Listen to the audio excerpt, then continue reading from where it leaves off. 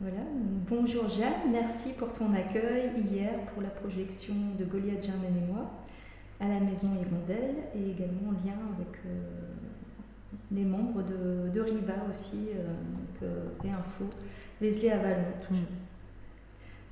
Est-ce que tu veux nous dire, toi, dans quel écosystème tu te trouves au niveau des collectifs dans lesquels tu t'investis? Oui, merci d'être venue jusqu'à nous. C'était un plaisir de t'accueillir et de te rencontrer, Gladys. Pour ma part, depuis là d'où je parle, nous sommes dans Lyon, sur une commune de Lyon qui s'appelle Montréal. Et membre d'un collectif RIVA, qui s'appelle RIVA, Réinfo Covid Vézelay Avalon, dans la période Covid, post-Covid.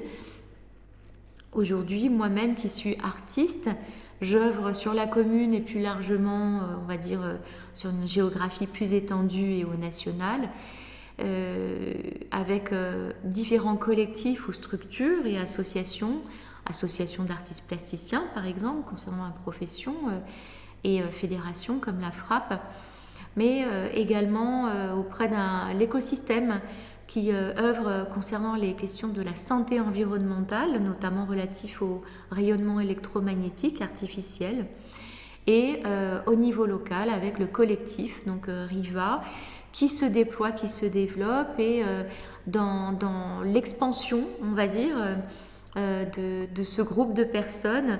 Aujourd'hui, on est à une phase où il y a le souhait d'ouvrir encore plus largement, c'est-à-dire de penser une forme d'inclusivité de toute personne qui serait intéressée par les sujets qui touchent le vivant, notre relation au vivant, et comment on peut ancrer des relations d'entraide et de coopération sur un territoire local.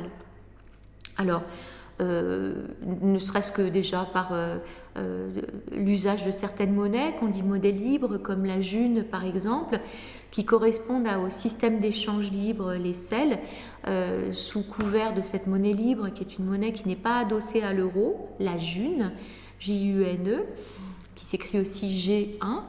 Et ça d'une part, mais surtout des temps de rencontre, des espaces de débat, de discussion sur des sujets comme récemment une table ronde organisée à propos de la souveraineté alimentaire au niveau local et des traitements en cours par rapport à la population bovine concernant la DNC, et auquel on peut inviter des spécialistes, des chercheurs et des acteurs locaux comme des éleveurs dans ce cas-là.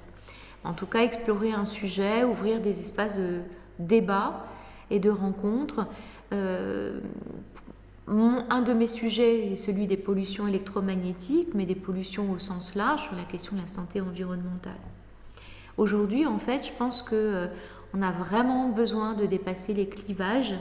On voit qu'hélas, ça continue récemment encore avec la période des municipales. Sur une même commune, on boit tous la même eau, on reçoit la même eau de pluie. Pourquoi se séparer et continuer d'œuvrer en fait vers un chemin de paix, ne serait-ce qu'avec ses voisins.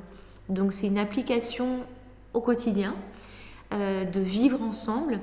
Et quand on déplace un petit peu les frontières ou les géographies, on se rend compte que en fait nous sommes très nombreux à avoir ce souhait de pouvoir œuvrer ensemble, de créer ou développer des espaces de coopération, de solidarité, d'entraide. Il en existe déjà, comme sur la commune même, on a une épicerie-galerie qui a déjà fêté ses 10 ans, qui est en ce sens un espace de vie sociale et qui permet d'ouvrir les portes à toute personne, de pouvoir œuvrer sans discrimination et dans le respect des choix de chacun. Voilà. Je crois que ça, c'est cette question qui est primordiale et qui, dans les temps à venir, est vraiment nécessaire à œuvrer en conscience pour que nous puissions continuer à vivre ensemble et surtout en paix et faire des choix, en posant des choix, en refusant des situations contraignantes ou imposées, de garder aussi notre intégrité et notre souveraineté. Et ça, c'est tout à fait de manière apartisane qu'on peut essayer de le considérer.